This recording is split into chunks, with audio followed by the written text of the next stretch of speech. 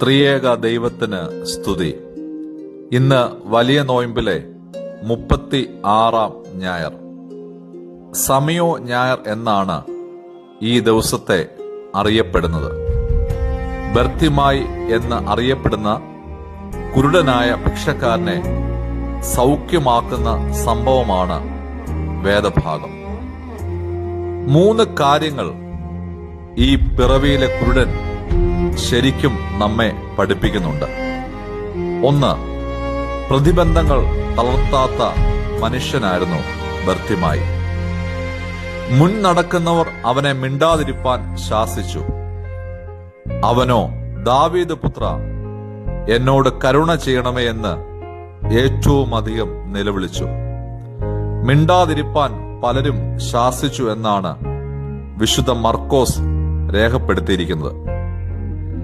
ജീവിതത്തിൽ പ്രതിബന്ധങ്ങളെ തരണം ചെയ്യുവാൻ ധൈര്യം കാണിച്ചിട്ടുള്ളവർക്കാണ് എക്കാലത്തും ശ്രേഷ്ഠമായ അനുഗ്രഹങ്ങൾ ലഭിച്ചിട്ടുള്ളത്.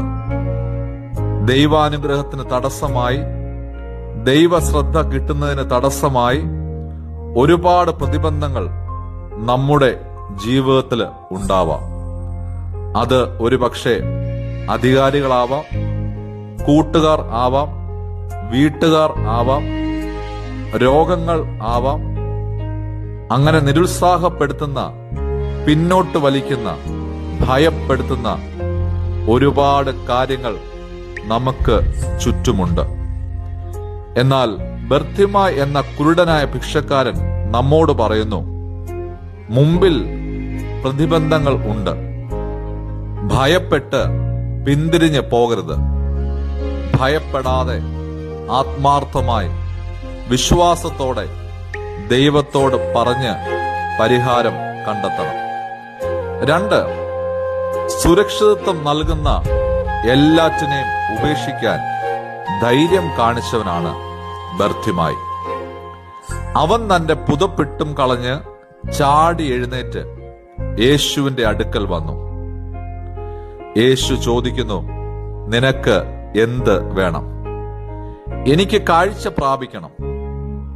കാഴ്ച കിട്ടിയാൽ എന്തെല്ലാമാണ് അവന് നഷ്ടപ്പെടാൻ പോകുന്നത്? ജീവിത മാർഗം നഷ്ടപ്പെടും, ആനുകൂല്യങ്ങൾ നഷ്ടപ്പെടും, ഉത്തരവാദിത്തങ്ങൾ അവൻ ഏറ്റെടുക്കേണ്ടി വരും. എന്നാൽ അവൻ പുതപ്പ് ഉപേക്ഷിച്ചു. അവന് സുഖം നൽകിയിരുന്നതിനെ ഉപേക്ഷിച്ചു. വരുമാന മാർഗം ഉപേക്ഷിച്ചു. അവന്